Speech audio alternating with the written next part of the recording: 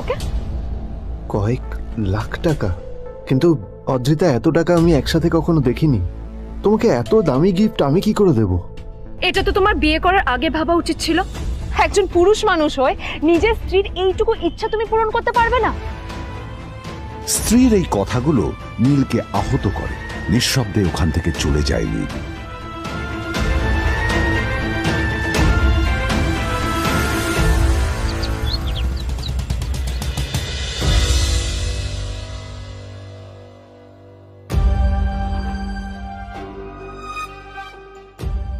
দুদিন পর new year পার্টির আগে নীল আদ্রিতার কাছে এসে একটা গিফট প্যাক দেয়।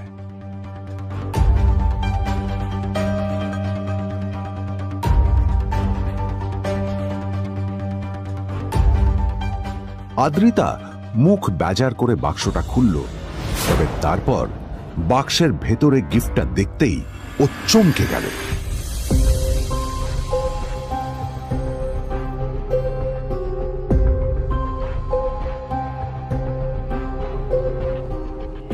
এই এই ফোনটা মানে এটা তো একটা স্পেশাল এডিশন। এটার দাম তো 3 কোটি টাকা। তুমি এটা পেলে কোথা থেকে? আসলে এটা অরিজিনাল নয়।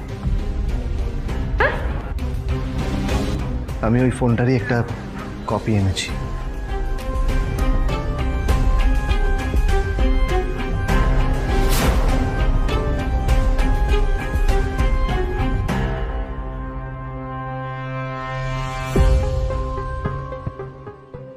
কিন্তু আদ্রিতার নীলের কথায় একটু সন্দেহ